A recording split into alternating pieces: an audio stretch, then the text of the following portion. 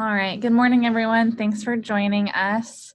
We're going to get started with our Q1 user group leader call. We have an awesome agenda for today. Just a couple of things before we get going. We're going to take questions at the end of each section. So if you guys do have questions, please utilize the Q&A box that you'll see at the bottom or the top of your screen instead of the chat. The chat turns into a big transcript and it's super easy for stuff to get lost in there. We'll do our best to get through all the questions. If for some reason we run out of time or things like that, we can export those later and make sure to get you guys answers. When we get to the splash portion of this in particular, if for some reason, if we're talking through a use case that we need you guys to be able to speak or share your screen or stuff like that, we'll go ahead and move you over to a panelist so that we can try to work through whatever is going on for you now that we have Paige and Deanna from Splash on the line as well. But this will be recorded too, so if for some reason anyone in your leadership committee wasn't able to join us or things like that, you're welcome to share this with them after. So just a quick overview of what we're going to be going through today. I've got a quick kind of updates and announcements I'm going to walk through, and then we're super thrilled to be able to have Jen from the Madison user group joining us to talk about an awesome Data for Good project that these guys worked on. She's going to tell you a little bit how they got started with that, the impact they were able to make, and then take some questions. We have Rasta is going to be going through kind of some tips and tricks with Splash, some common questions that we've seen, some little things that she can kind of help you guys to kind of be as efficient as possible with Splash. So thank you guys in advance for all your patience and stuff as we've been working through all of that. She's excited to go through that with you. And then super excited to have, like I mentioned, the Splash team on the line as well to answer any questions. For those of you who did submit questions ahead of time, thank you. We're going to start by going through those and then we'll open it up for everyone else after that, and they're super excited to chat with you. So then at the end of that, if we have any time left over, if you guys have general questions for Rasta and I, as always, we're always here, but just setting aside some dedicated time in case there's anything that we can help with. So just some updates and announcements. So you guys hosted over 165 meetings so far in Q1, and it's not even over yet, which is amazing. I feel like I say this every time, but that's the most number of meetings we've had in a quarter to date. So thank you all for being amazing. Super exciting to see this program continue to gain momentum, and that's a big part of that is just you guys being so awesome. Special call out for Columbus. They've actually had the most meetings so far this year. So they've had 4 already, which is awesome. And then there's a pretty long list of you guys who've had 3 meetings so far. So that's basically monthly. So thank you guys, especially for going above and beyond and out of your way to get those scheduled. Definitely not a competition, but definitely some recognition for those of you who are really getting after it. So thank you for that. Some other random things I want to make sure to touch on. So I know I sent out a link to the user group volunteering for the month of April.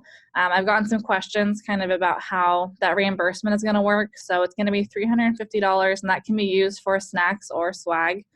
If you need a link to the gear store or things like that, please let me know. We figured it would be easier for you guys to order your own t-shirts and sizes and things like that based on who's attending your event instead of us just kind of sending you what we have on hand. So feel free to do that. If you wanted to do that, just make sure to add your name to that Google sheet by the end of the month.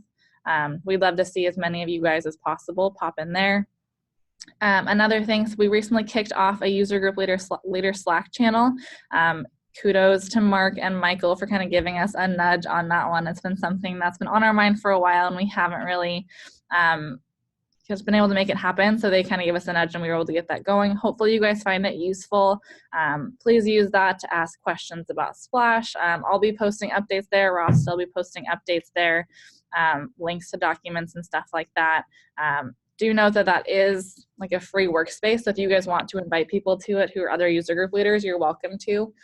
There should just be a little invite link that you can share for that. But we hope that's useful. Definitely give us feedback if there's things that you feel like you'd like to see there, whether it's more or less of, please let us know.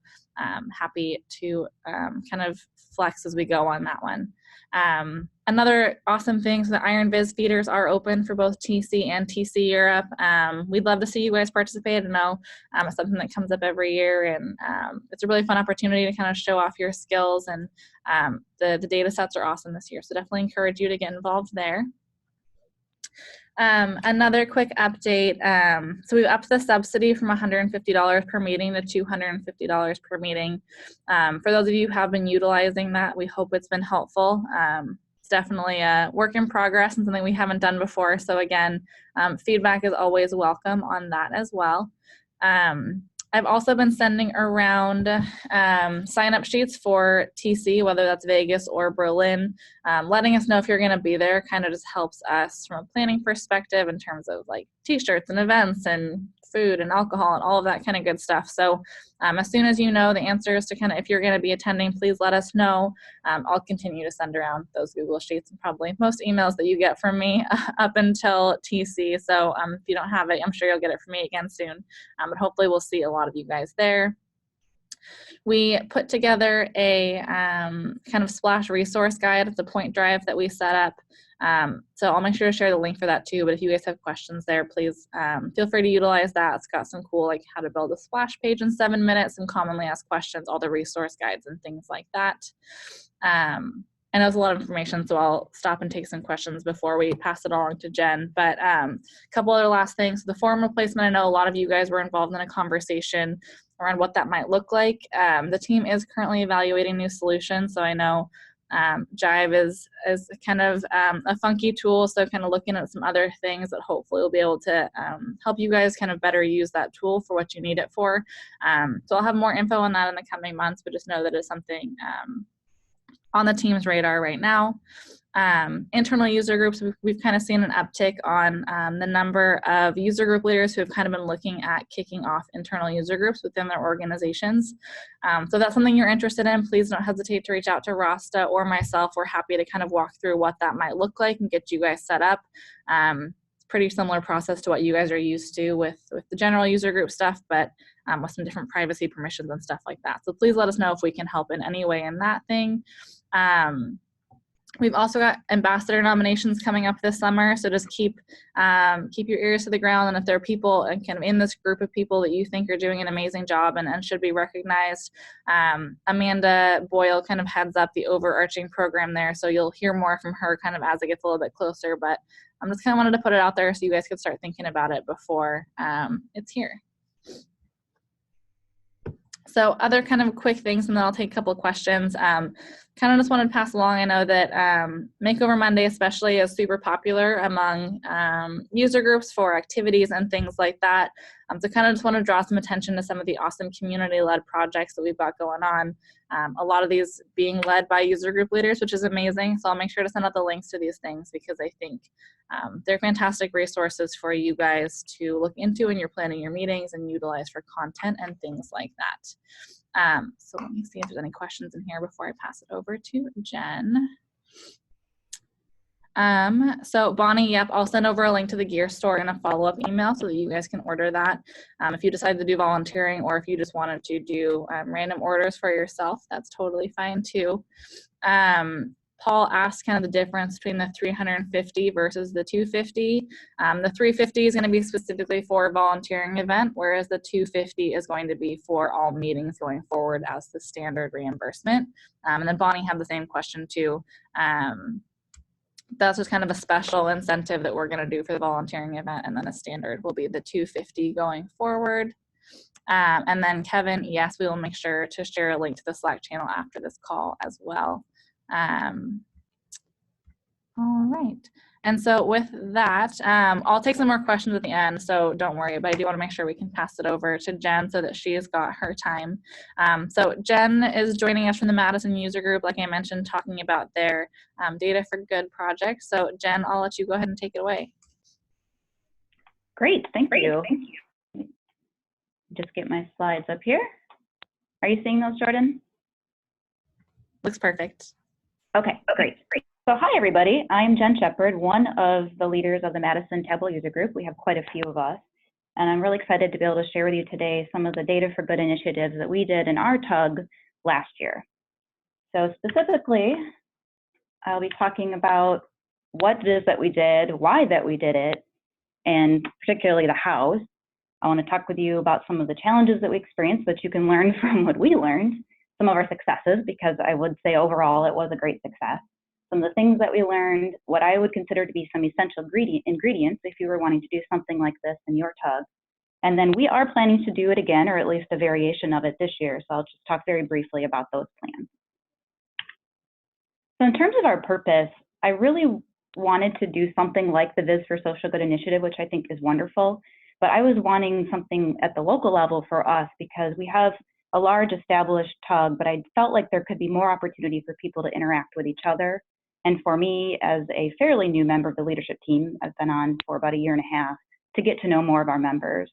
So I reached out to Pat McCormick. You guys probably know that guy. He's the founder of our tug, and said that I was interested in something like this. And very fortuitously, he had recently received an email from a local organization called the Rock River Coalition.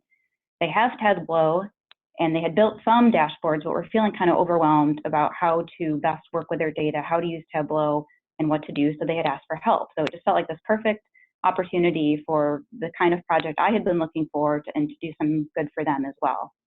So I had a call with them in early 2018, March, and asked some basic questions. What are you looking for? What would you be hoping to get out of this? Tell me a little bit about what it is that you do, about your data. And we realized pretty quickly that it was a good fit. And so then we started talking more detailed about what would this process look like. So I made sure that there was someone on their end who could commit to being part of this multi-month initiative and to answer questions and to review drafts and so on. So once all that was lined up, I started making announcements at our tug meetings. I gave a general overview of the project to tell people what we were looking for. And then I sent out a link to an interest and availability survey that I put together, just trying to get a sense of what types of skills people had, whether it was more just specific to visualization, or maybe they had some ability to shape data as well. That was one of the needs of the Rock River Coalition. I asked where people were located, and then based on that survey, I grouped people into groups of 3 or 4 people. We ended up with 5 groups, and I made sure I didn't put all beginner users together in the same group. Then we did a kickoff webinar in July after everybody had been assigned to their team. So our contact at Rock River Coalition and I co-hosted that, gave them more information, let people kind of chat with each other, talk more specifically about what this project would entail and the various timelines. Then we did team-specific webinars after that, where we gave them more information specific to their team. So I should say here that we had, of our 5 teams, 3 were developing brand new content. 1 was making over some of the existing content that they already had, utilizing a newer version of Tableau, data viz best practices, and so on. And then our 5th group was working on the messy data issue that they were really struggling with. So we met with our 5 teams, got more info, they asked questions, and then for about 3 months, August, September, and October, the groups kind of did their own thing working on their specific project. So I checked in with them regularly. I tried to do monthly phone check-ins. Some of them opted to get together in person, some of them did phone calls, and some of them took more of a divide and conquer approach. We did have a Slack channel that we used to communicate somewhat. I'll talk about that in a minute as a challenge. We also used email. And then we had sort of a hard deadline of trying to get this content developed because the Rock River Coalition has an annual conference in November where they bring in all their board members and their stakeholders and people in the community who care about water quality. And so they were really wanting to be able to share out some of the new content that we had developed for them at that meeting. So we were all working towards that goal of having something in November. And then in November, the Rock River Coalition presented on what we had built. And then at our Madison Tug meeting in December, we had a presentation where all of our volunteers, or at least one person from every group, was able to share out what they worked on, what they learned, and share that back with our larger tug, which was great. And then just this year in January 2019, I had a debrief celebration party at a local restaurant where we had drinks and appetizers and just talked about what we had accomplished and went over some of the lessons that we learned as a group to apply for this year. So that was a bit quick. I'm happy to take questions if anyone has anything specific, but let me talk a little bit about some of our challenges. So as I had been afraid of, we did lose a few volunteers along the way. There's a little bit of attrition there. Thankfully, not much, but there were a couple of people who had initially committed, got assigned to a team, and then just kind of fell off the face of the earth. They quit replying. They didn't show up to any of our calls. And then eventually they said, no, I can't do this anymore. So we did have a little bit of that. Also struggled a little bit with some people procrastinating. So everybody knew what our timeline was, or should have, but some people, it seemed like, waited to get started until pretty late in the the process. And in fact, coming into October, I was getting a little concerned that we weren't actually going to have anything for them to share out at their conference, but we did ultimately pull through. Another challenge, which we knew going into it, was going to be working with the data. That's one of the reasons they wanted our help. And the data, as you can imagine, is pretty essential to all the visualizations. So every team was really wanting to have that final, clean, great data set to work off of. But the data proved to be quite challenging, and we weren't able to get people that final set until close to the end of our timeline, or some of our vizzes never even got built with it yet. So that was a challenge.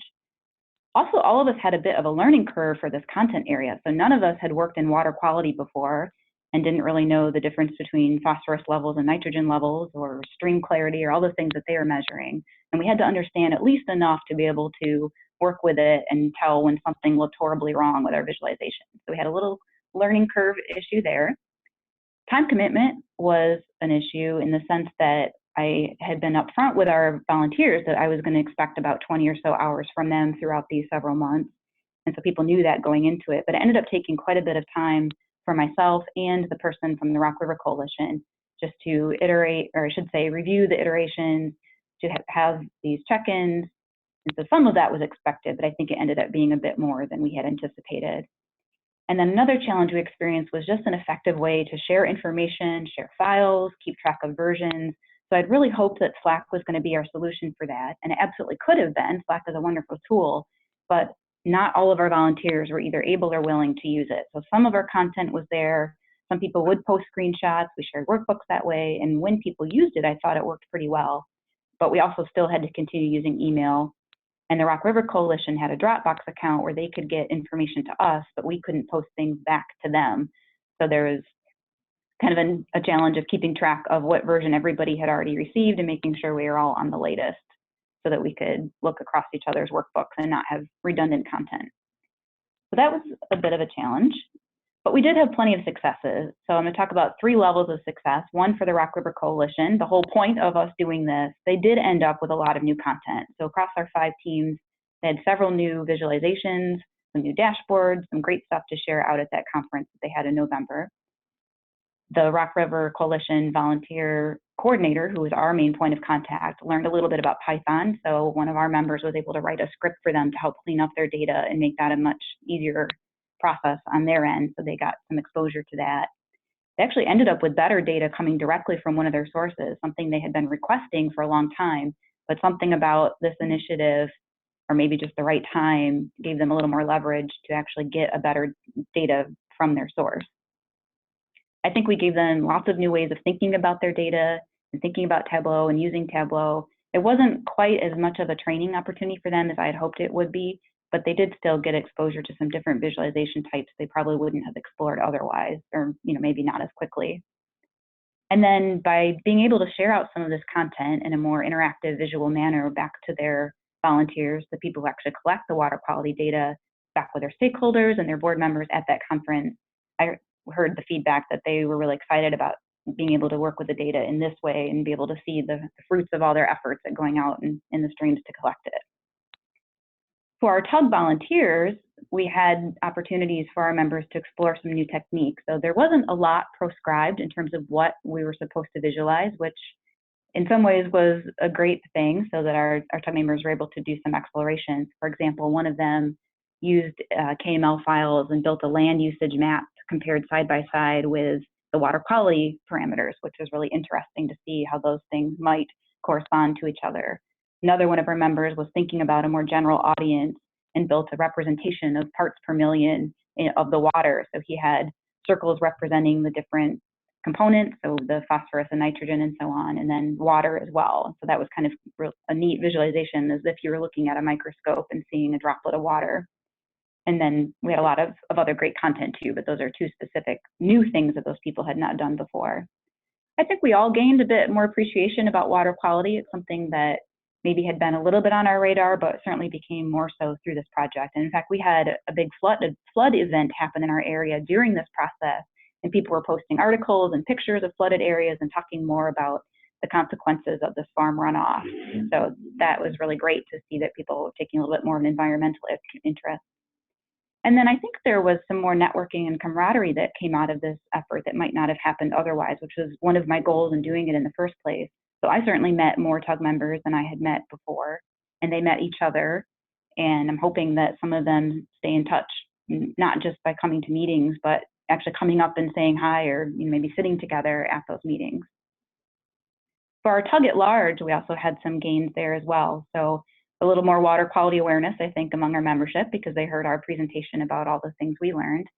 I think there's some group pride for our Madison TUG in thinking of us as a group who helps, that we invest in our community. And I think especially those who come to our meetings regularly and heard these presentations and heard us talk about this, I think people like to think of us as an involved TUG group, not just insular among ourselves, but getting out there in the community. And then exposure like this opportunity to talk with all of you and just being known as a TUG who does volunteering is great. And I hope that some of you are inspired to do something similar with your TUGs. Our TUG is pretty awesome, but you all can be and are awesome as well. A couple of lessons learned. So one thing specifically for me, I had walked into this thinking I'll give them the general guidelines. These are all professional adults. They can kind of keep track of what they need to do and figure out the best way to work with each other. But what I learned and what I heard point blank from them in our debrief meeting was that being pushy in a situation like this is not a bad thing, that they really would have responded well to specific deadlines and being told, hey, I need you to come through on this. And I had been reluctant to take that approach, especially with people I hadn't worked with before. So being pushy probably would have benefited us in this situation. Also heard from our group that more in-person meetings would have been valuable, both to support that networking and camaraderie aspect, as well as just something about seeing each other's work in the moment and having somebody walk you through it could have been really valuable. I did try to send out notes and action items and follow up for meetings, but I think I could have done a better job with that and just helping people keep on track. I also wish we had chunked the work out a little bit more, maybe even staggered who started when to get that data piece taken care of ahead of time to build that foundation for the other group. And then we had people who couldn't commit to doing new visualizations, but were willing to help provide feedback or answer questions. And we never really ended up leveraging those people. And so one lesson is for me to, if I have people willing to do that role, is to find a way to incorporate them, especially to help with delegation and getting some of the work off of my plate would have been nice.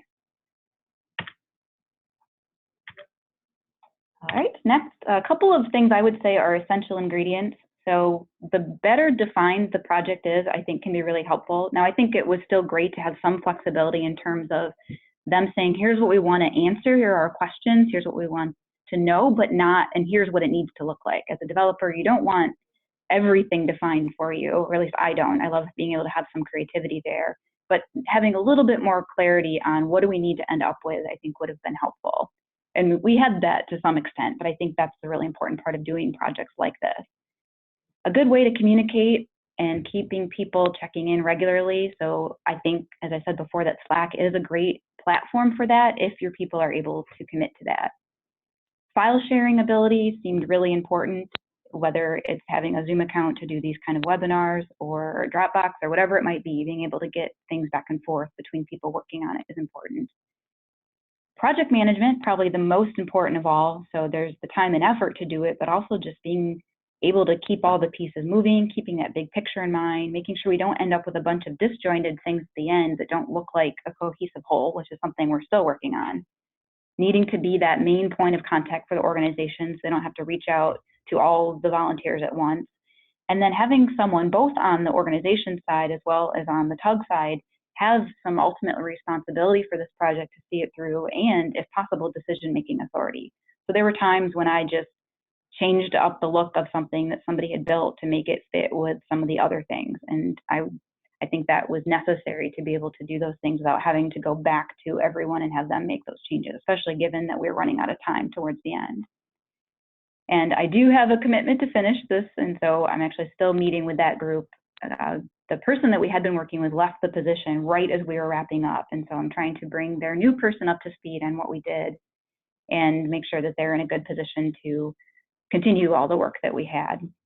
And then I think making sure you make opportunities to celebrate and to recognize and to reflect on what you've accomplished is really important. I think that debrief celebration that we had was both just a lot of fun, as well as really important in helping me think about how to do this for the future. This is something I really enjoyed and I'm committed to maintaining in our TUG. And it was great to have some specific concrete things that not just my reflections, but what the group thought as well. And Tableau was really generous in this as well. They sent some gift cards, or a gift card to each of our volunteers to appreciate their effort. And this was many hours over many months. So it was quite a bit of ask for these people, and they did step up, and we really appreciated that. So finally, I'll just share a couple of our plans for 2019. So as I was just saying a minute ago, I do want to finish up some of what we did last year just to leave them in a good place. We weren't quite done with the data, so I want to make sure they are using the latest data set, make sure the workbooks all look and feel similar. And then for our new projects this year, we're doing two types of volunteering. So one I won't say much about now, but we're doing just one-day events where people can come to a food pantry or go to a DNR outdoor work day, things like that. But in terms of our data-related projects, instead of one big massive project like we did last year, I'm splitting out into smaller work groups and smaller time frame of projects. So I've reached out to several local organizations like the Alzheimer's Association, and we have a group called the Girls Inc. that does programming for women, or I should say young women and girls, trying to teach them about various careers and just getting them involved. And then we have animal shelters, and I have a whole list of organizations I'm trying to get signed up where we would just build them a visualization or a couple of visualizations to use on their website or in their promotional materials or in their annual report or however it would make sense for them. And we'll just do that for them. And then we'll get that opportunity to work with their data. They'll get something out of it. And hopefully a lot of the things that worked really well about this project last year will be true this year as well, even though it's a little bit different of a project type. So I'm really excited to kick that off. I've just announced that at our meeting we had in March a couple weeks ago, and people are signing up, doing a similar interest survey so I can match people so I don't have all beginners together and can get people with, if there's a particular topic they're most interested in. So that's where we're at. Happy to take questions at this point if you guys have any. Awesome. Thanks, Jen. That was amazing. I think it ties in really nicely to kind of our theme for April of really trying to do what we can to give back to our local communities. I think everyone will wait for some questions to come in. You know, the people who are part of these communities, like, I think one thing that really brings everyone together is like a desire to make the world a better place and to make an impact where we can. So I know there's a couple groups like Madison doing similar things. So thank you to all of you guys who are kind of getting out there and getting in front and kind of making a difference. I know there's a couple people who joined a little bit late who had some questions about the volunteer events in April. I know that the project Jen described was kind of a long-term thing for them, and we definitely encourage that. But don't think that it has to be anything that either. If you guys want to get out and volunteer at a food bank together, or if you wanted to team up and help a local school with some of their Tableau dashboards and things like that, all of those options are available and encouraged. Kind of, I think one of the other benefits Jen mentioned is it's a great way to kind of build a strong rapport within your user group as well. So thank you, Jen, for sharing that. That's amazing. One question that did come through is if you'd be willing to share your interest and availability survey with the group. Oh, sure. Yeah, it's really basic, but happy to make that available. Awesome. Perfect. So I'll just make sure we'll upload a copy of the recording and all of that kind of good stuff to the user group leader community later today or tomorrow. So I'll make sure we include that in there as well. Are there any other questions for Jen before we can move it along? All right. Well, if anything else comes up, Jen, are you stay on for the call? Yep, I will be here. Awesome. So if anything comes up at the end and we have some time, anything comes to mind later as you sit on it for a minute, we'll get to it at the end. But with that, thank you. I'm going to pass it over to Rasta now, who's going to go over some Splash updates and tips and tricks and stuff like that. And again, we'll open it up to Splash for questions after that. So thank you again, Jen.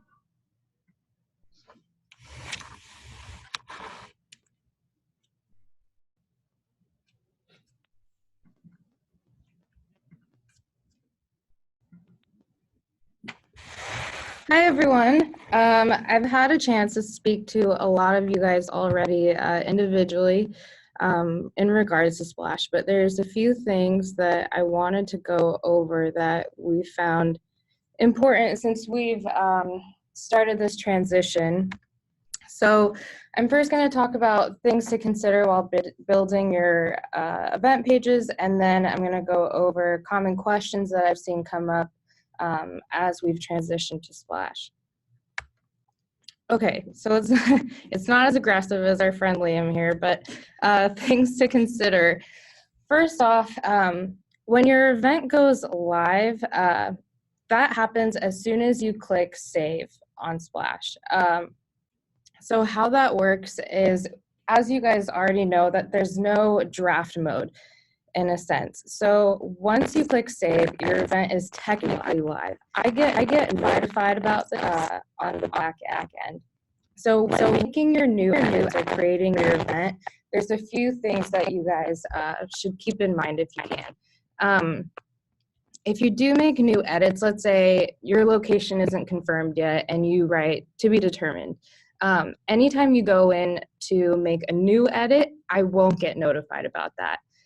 So if you do make any new edits, in the meantime, I just ask if you resend your link to me individually. Splash syncs to Tableau, so your event will be on the website, but it usually takes about 6 hours to do so. So if you don't see it, don't panic. It will be there. It just takes about 6 hours. If you change the URL, because there is that option on Splash, please let me know if I've already scheduled or was planning to schedule an email.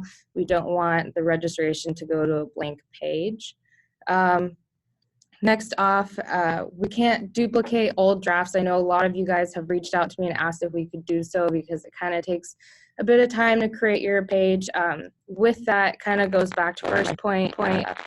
It drafts basically, or it notifies me of all the old dates or the old location time that you had from the beginning. So let's say you had a 2018 event that you want to duplicate a draft of. That information is going to be what I receive. So if you do make any new edits, please just create a new event page. Next is a new email process. So as you guys have seen, if you've had created an event in this quarter, our emails look a bit differently. So date, time, and location is what's only going to be on these. We're not going to have the agenda listed anymore. So it's important that you guys have the agenda or some sort of detailed information on your Splash page, because that's where people are going to get it. Next off is that we have the mobile app now, and you can check in people that way, which is really cool. And then we also have a new template coming soon. How soon? Probably in the next few weeks. I don't have a specific date at the moment, but I can show you guys what that looks like.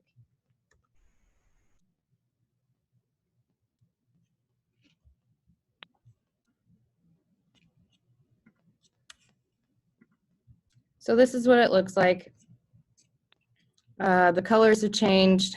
We want to make this as easy for you guys as possible. So we still have the agenda, the RSVP, speakers. You guys can obviously edit these how you like. A lot of you guys have gotten really creative with it. Venue, leader, sponsors. So not that different, but we have gone back and forth with the team and made some requests for edits. So we have that coming out for you guys in the next few weeks. So the next, after things to consider, we're going to go over common questions. So I've seen a lot of questions come through, and Paige is going to go over more questions after this, but these are just a few things that are really important. The first one is, how do I limit my registration cap? Let me X out of here. So I'm going to show you guys quickly how to limit your registration cap. A lot of you guys can't find this.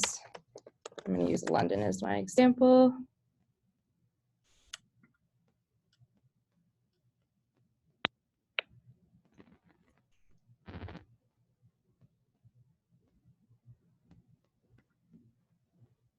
Okay, so you're going to go to form, like I just did, and on this green pill where it says accepting RSVPs, you're going to drop down And right here is where you're going to add how many attendees or the limit is for your event.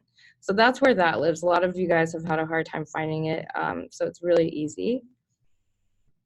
The next one I'm going to show you guys as well. How can I publish to my hub page? So that actually lives in your event settings, just right here. And so if you want to publish to a hub, it's right here. You're going to go ahead and click on this option. I'm not going to edit for you guys. But you would choose your hub right here, and then you would click publish to a hub. Also, always remember to click save. So a lot of times we're like, I published, but I'm not seeing it. Don't forget to hit the save button. It's also down here as well. Okay.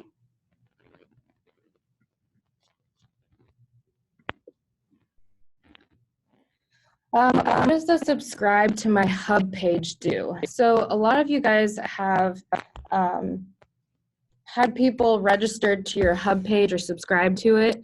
What's unique about this is that you technically don't have to wait for our email send or promotion to promote your page.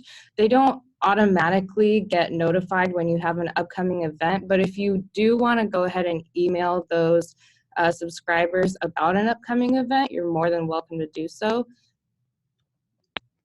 And then how do I make my events private? So I'll quickly show you guys that as well. So you're going to go to your event settings, and your privacy sits right here. So when you go ahead and you're going to click on password protected. This is for our internal user groups. This is very unique because you can go ahead and send a code or create a code on this.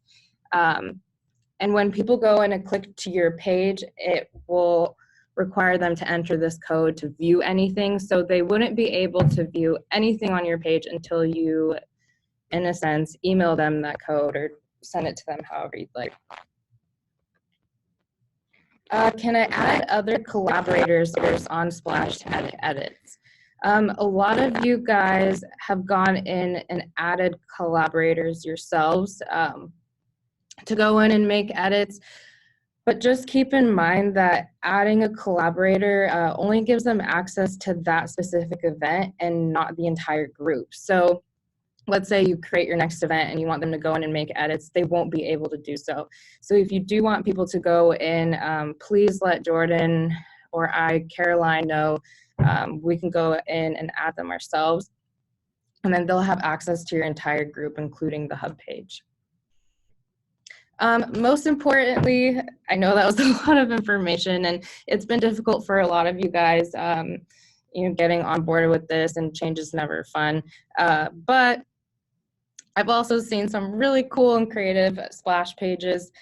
So I did want to highlight some of those. London, I love what you guys have done with incorporating the Tableau logo. Same with our Yorkshire user group, our Strasbourg user group. I loved how you guys did your banner. I think that was really creative. And then in the bottom corner, I have our Delhi user group. I thought it was cool how they did a lineup, kind of like a music festival type style.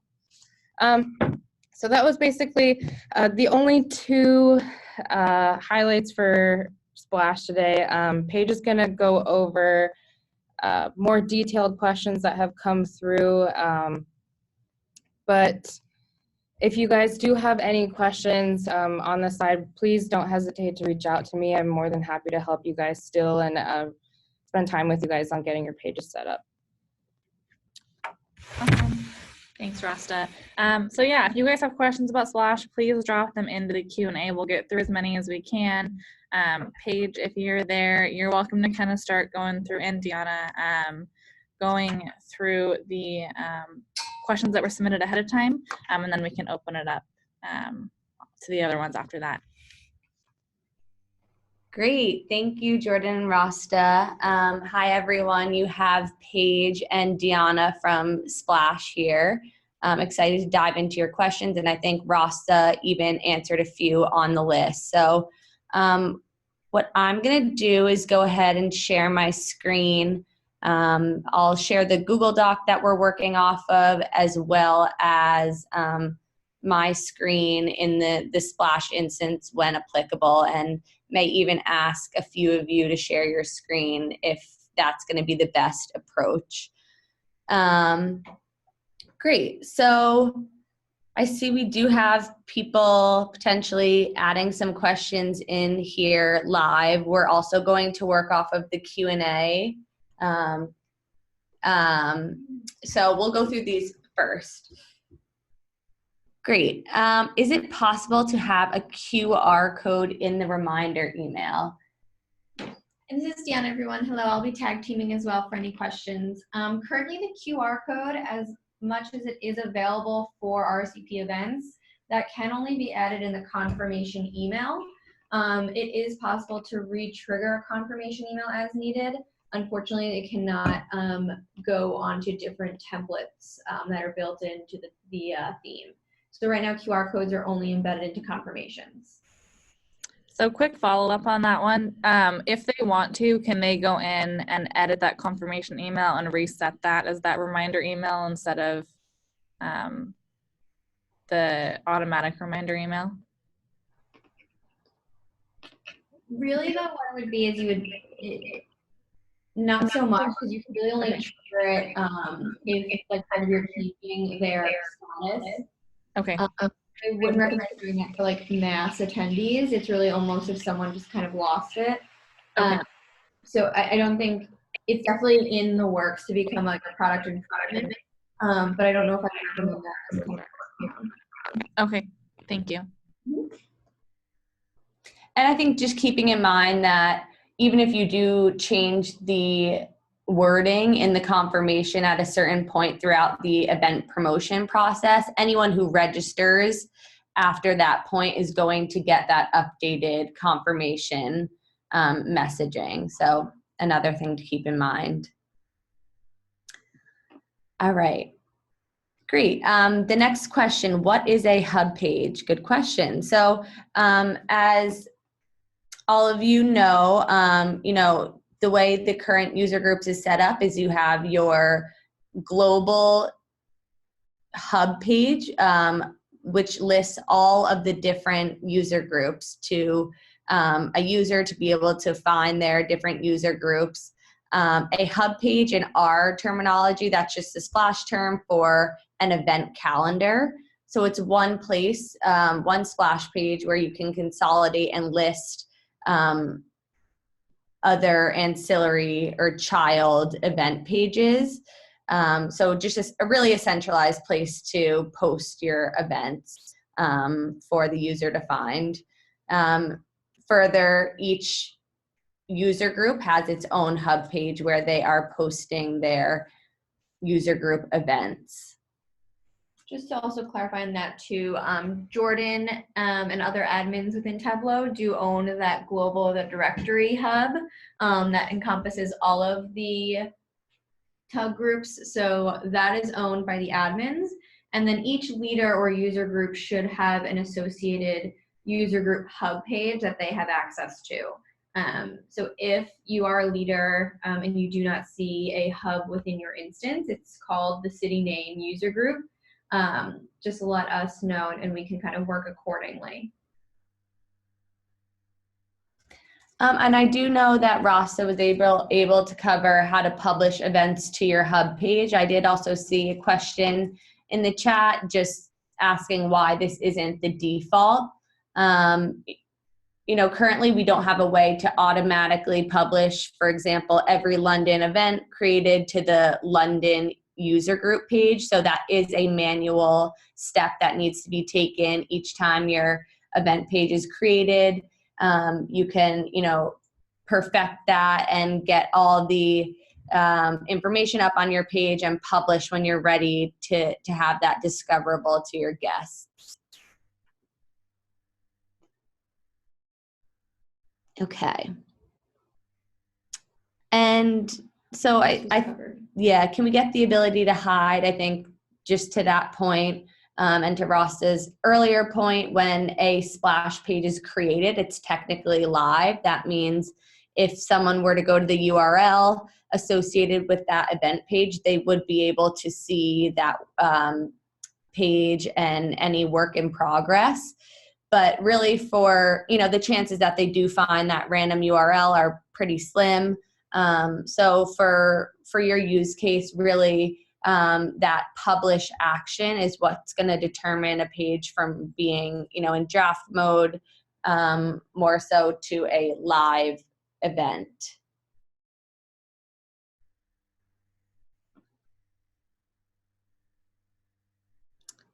The map on my page isn't populating correctly. Great, so I can share my screen. I'm gonna just reshare my test instance of Splash here, which will be in line with what you see, understanding I just have some test events. And so the map box on each of your Splash pages is populated by the venue information within the event settings. And really, this map box operates off of Google Maps. So in those event settings, when you are entering that location, you will want to use that auto populate functionality that will appear when you begin to type. You can always come into the layout of your page if for some reason the map box isn't working, whether it's editing your event or your venue in your event settings, or you can come directly into the layout tab of your Splash page. If you hover over the map, you'll see this little map icon you can click into, which will show all the different settings, but really what you can do is type over this. And again, you'll want to use that defaulted Google Maps drop down, and it will reset and you can update map.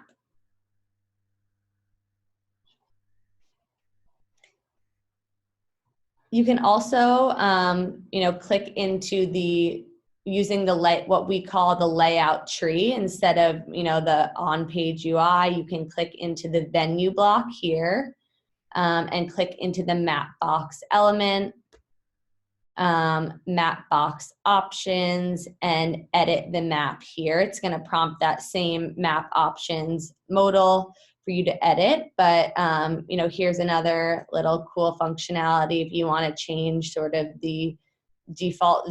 It'll default zoom, but if you want to change that, make it a little more clear or give a bigger picture of where this is, you're free to do so.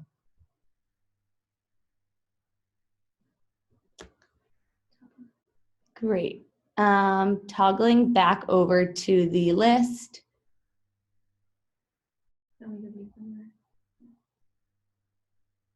How can we manage our user list more effectively? Would like all subscribers and visitors to populate specific lists automatically for mailing? This is a great question, and another thing that unfortunately is not automated currently. We don't have some sort of smart logic that dependent on an answer to a question on your RSVP form, this person is added to a list. So for example, if I subscribe and say I'm from Splash, and I have a Splash list within my the back end of my user group hub page, it won't automatically add me to a Splash list.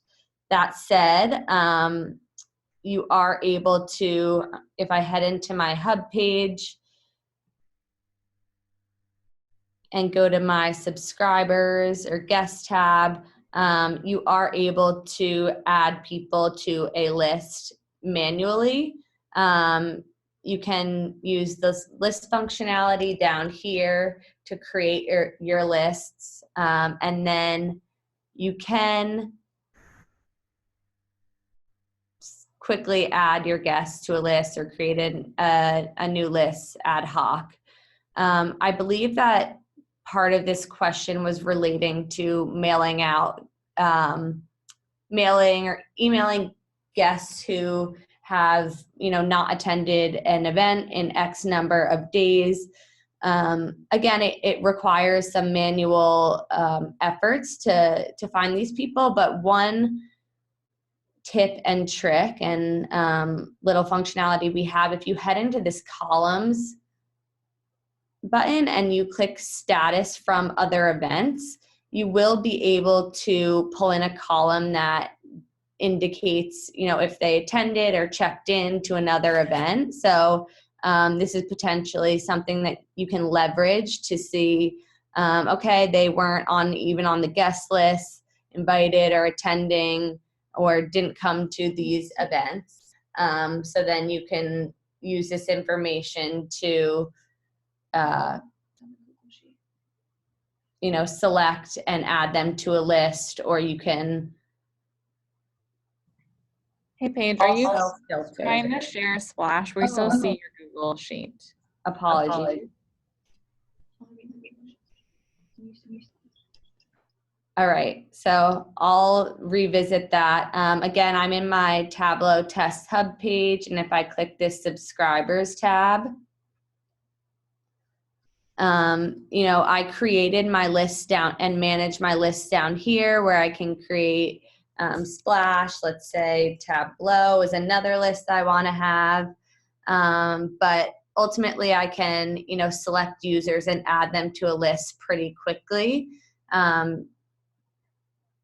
And as I was mentioning with that status from other events, if you click into this columns button, and you'll see 3 different sections, and one of them is going to be status from other events.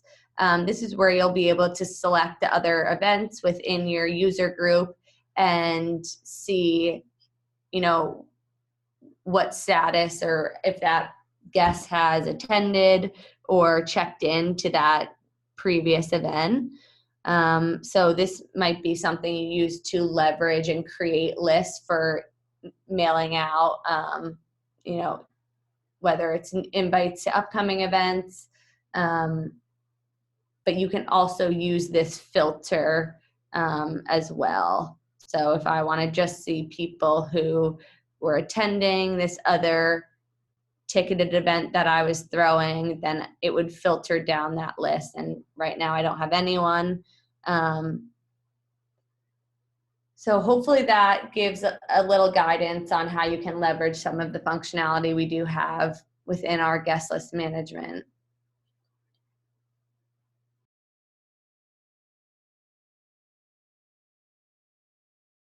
Also, too, another way to have the means of kind of sort of, you know, what you're saying is the automatic mailing. As much as we don't have that, we do have a feature to what we call as tagging. So what Paige has just showed you, lists, that is at the event level. So that means whatever if I were to be added to that splash list, a VIP list, this is all central to this page. If I wanted to go ahead and say, I know Deanna is maybe always a speaker, or she's a panelist at my events, I can certainly go to more actions and add a tag. What a tag is doing is that is applying a tag to the contact level of my name. So when we say contact level, this means ultimately that tag will follow me for every single event that I RSVP to. And what you can further do is you can certainly add a tag column to your guest list, so you'll also show those as well. I do want to call out though, just having the ability to see tags, of course it's a great feature, but if maybe myself, I added a tag to Paige's name, and then maybe Jordan goes into a different event and adds a tag for her as well, you're definitely going to see 2 tags. So I do just want to be conscious that, you know, if a leader is adding a page and maybe that person is a part of multiple events across different user groups, those tags will follow them throughout the event life cycle and even the Tableau user group cycle. The last key point there is that our contact unique identifier is email address. So this, while this may not be something you're able to see directly within your guest list, if Deanna were to RSVP to a different event with a different email, that wouldn't identify her as the same person because it's 2 different email addresses. So you would not see that tag. And then one follow-up question just for the mailing list situation. When people register for events, it automatically adds them as subscribers, correct? Yep, and Or do they need? that can be toggled on and off within the hub. So if you Okay. go to, and this is my test event, if you go to your forms tab, you'll see this setting, auto subscribe, anyone who subscribes to an event within this hub. And what that means is that for any event that is posted to your hub, all attendees of those child events will be automatically subscribed to your hub page. Awesome. Yeah. So Michael, to your point, hopefully that'll make it a little bit easier so that you guys don't have to be adding people from each event. You can just have a list over time of people to your events without having to manually do it.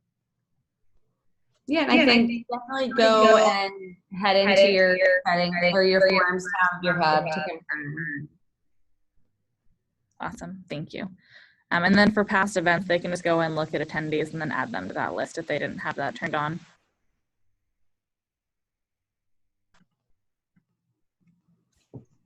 Apologies, was that a question?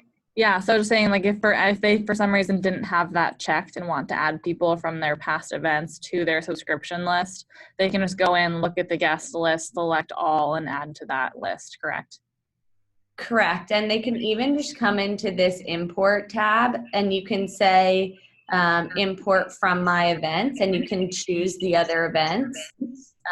So if I want to just add everyone who is attending this event, I can continue and it will import those attending. They are subscribers. Awesome.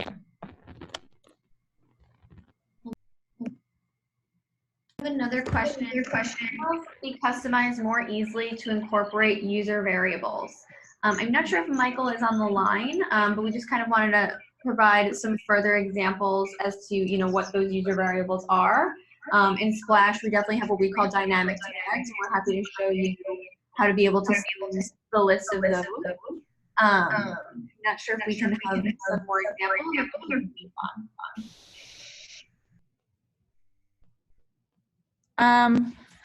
In the interest of time, let's go ahead and take a couple more questions, and then if we have time, we can come back to that. Another one is there an easy way for the API or WDC to connect to Splash Tableau? We're definitely looking into a way to send all of the data from Splash to Tableau for that robust reporting. And of course, Tableau is one of the best softwares for that. So we are in conversation with the Tableau marketing team to get that set up. So we're hoping in the next upcoming weeks, Jordan will be able to communicate the next steps there for your teams. Will Splash release an app for Android phones, Windows laptops, or enable badge printing for the web? We have a Brother printer, and all TUG leaders have Android phones. We certainly do have an Android app that does work with tablets, beyond the iOS. Unfortunately, right now, we do not have badge printing for the Android app. That's definitely something that we're looking to improve into our Android app within, the end of this year or early 2020.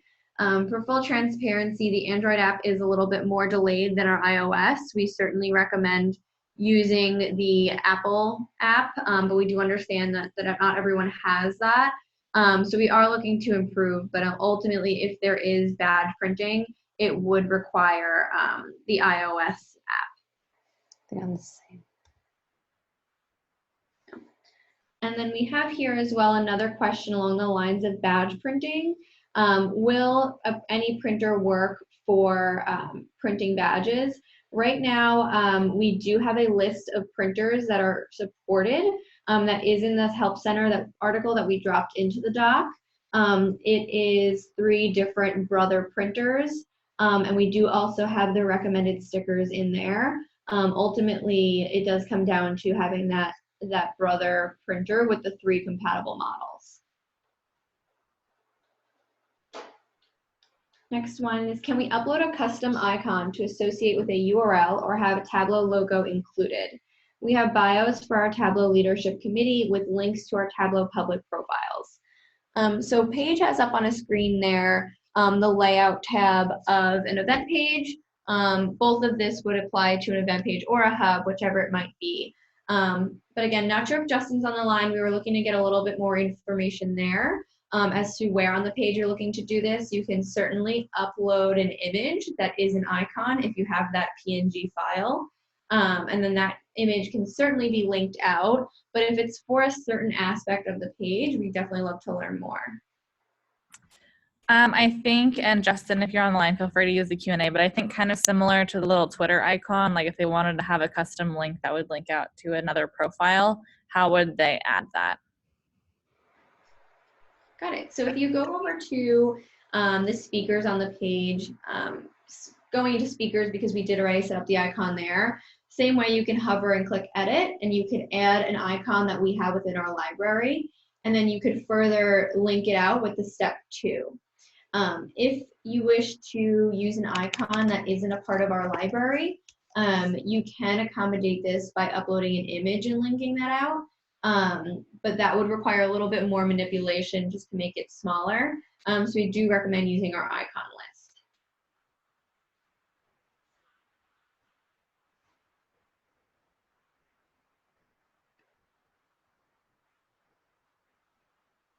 Okay. Does that cover that one, or is there any other? No, thank you. Can we have some photos loaded into the stock library that are Tableau related? Unfortunately, we do not have a custom built-in photo library into Page Accounts. I'm not sure if there's maybe a resource that can host these images within Tableau. We're happy to edit the Splash resources with PNG files that are approved. But I guess, Jordan, if you just kind of want to chime in if there are any types of resources that they can currently look to for a stock library. Yeah, so if I sent you guys some like hero images, could we add that to your library? We don't have a way to customize a library or host a client's approved asset. Unfortunately, I know that's a big request. So, Okay.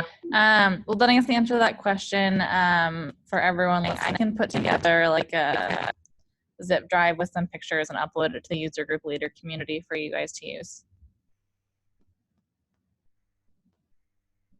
So I'll take an action item on that one and you guys can keep going. Next one is going over the event description versus the meta description. We do know there might be some confusion between the two, and we're happy to kind of figure those out on the call now. But just a high-level description, the event description is what is shown when you are sharing the event via social. So that's anything such as Slack or Facebook, LinkedIn, whatever that might be. The metadata description, that is what shows up in search engines when maybe someone is trying to browse Google or Internet Explorer. They're using any type of search engine there to see the events. That meta description is what will show within the browsers, where again, that event description is specific to social sharing. So on the screen there, this is where you can edit the meta description. You could also hover over that question mark and it'll give you a little bit more of an explanation there just to remind you. And then further, if you go to one quick thing here, I know it's a little bit confusing that you'll see this grayed out default text, which would, in other cases may indicate that you don't have edit access, but you can definitely just type over that and save. All right, sorry, Deanna. No worries.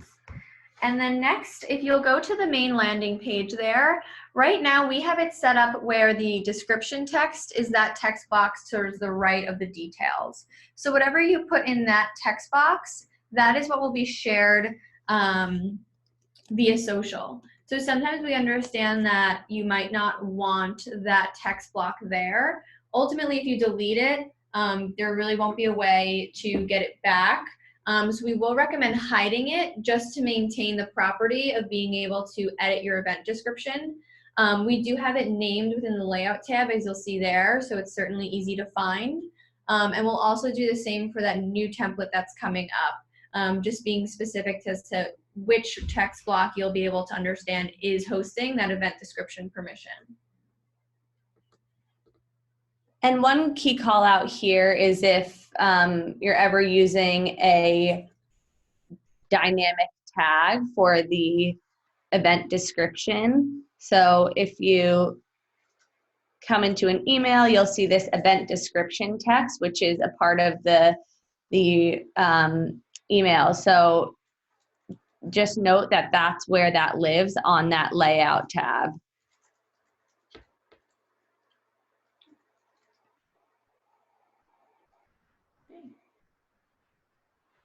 And it looks like we got through everything with the exception of the user variables from Michael's question. We're baking out this document here as well, but what we can also do, Jordan, I don't know if you want to maybe time check if we have some time to go through any of the QA. Or if we should move on. Yeah, there's a couple in here I'll call out, and if anyone needs to jump off, this is being recorded, or if Paige and Deanna, if you guys are short on time, please let me know. Michael, if you want to stick around, I'm happy to bump you up to a panelist and we can walk through that at the end. But a couple last questions, one being, is there a way to turn off RSVP emails when someone RSVPs for the leaders? Yep, good question. So understanding this is for the leader notifications, we do not have, so if you come into your event settings, sorry, I just went there pretty quickly, but your event settings and then the collaborators tab, you'll see that you have next to your name this notify or do not notify. That is how you can then turn off your RSVP notifications. One key call out there is that a lot of times you'll see that the collaborators are group based. If you want to turn off notifications for yourself specifically, but you are in that group, you will need to add yourself as a collaborator using that same login that is associated with your Splash account, and then you'll be able to control those settings on an individual basis, such as you see here. Awesome. Another question that I'll take really quick, James asked how to change the name of the events as they appear on tableau.com. That will automatically go from whatever your group is listed as, like London, for example, it'll say like the city Tableau user group. It's kind of an automated thing. If for some reason you need that change, I know it did change. It used to be event title, which was messy. If you see something on tableau.com that you would like adjusted, just send us an email and we can adjust that for you guys. Another thing, so Paul asked if there are any AI development plans for that whole different email address coming up as the same person for duplication and stuff like that in the database. Is that something on your guys' radar at all? Is this something that's been reported to your support team already?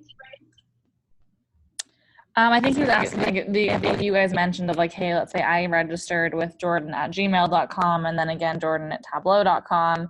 Do you guys have anything in the works to be able to identify like if their name and like company or something, for example, is the same, of merging those so people don't have a bunch of duplicates?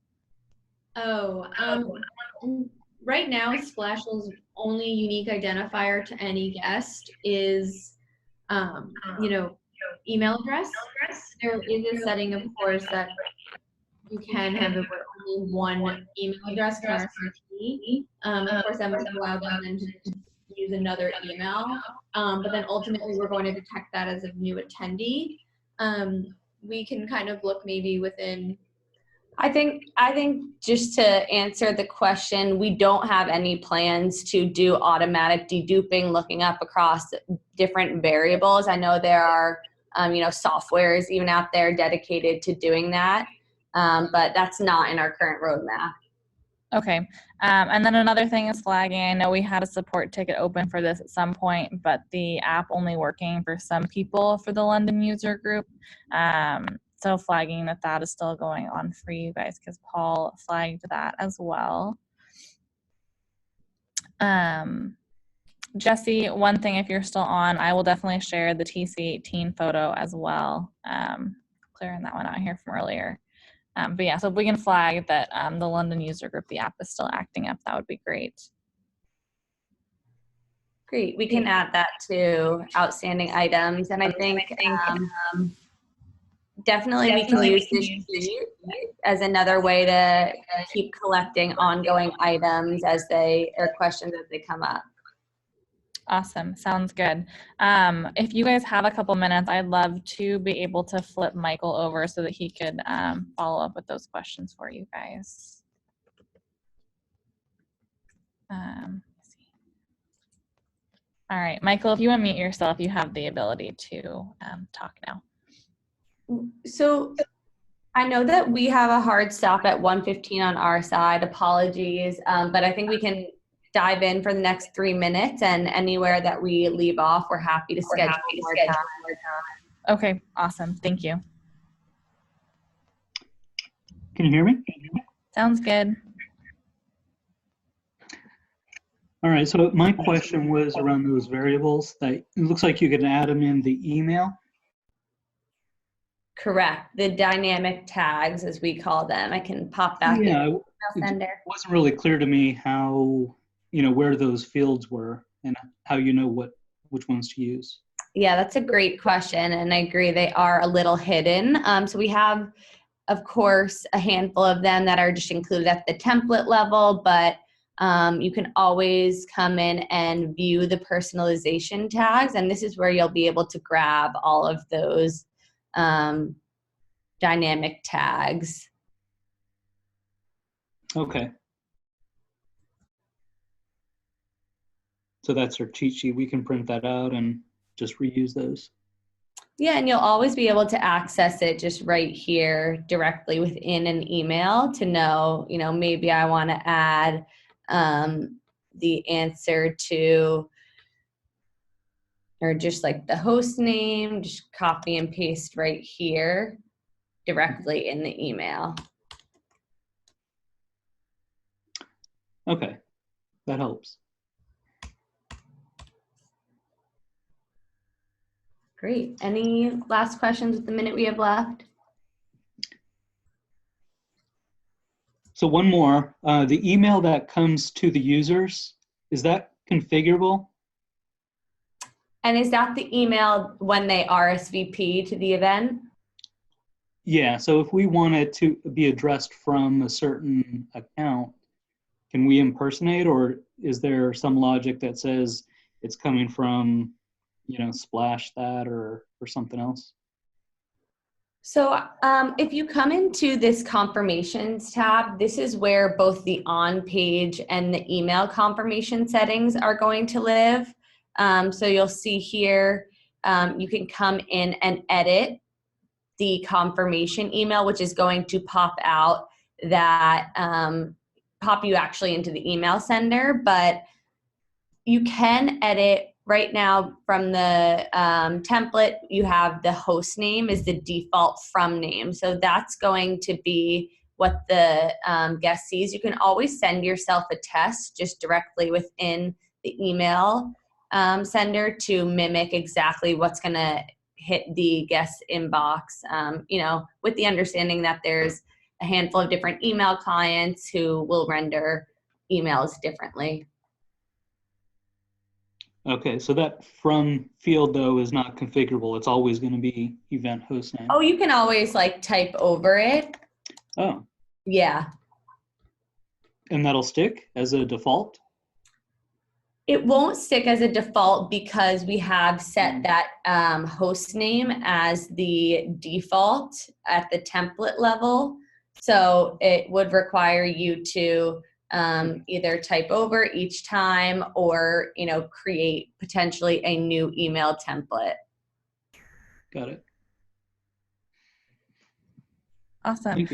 Yeah, well, thank you guys for sticking around a couple of minutes after. Really appreciate it. Huge thank you, Paige and Deanna, both for taking the time to do this with us. We really appreciate it. If anyone has additional questions, like please feel free to pop them into that Google sheet. Like Paige and Deanna mentioned, they're happy to keep checking in on that. And yeah, thank you for joining us. Like I mentioned, this will all be recorded and we'll share it out. But we'll chat with you guys again soon. Thanks so much, everyone. Thank Thanks, you. Jen. Thank you, Jordan and Rasta. Have a good one. Thanks, Jen, as well.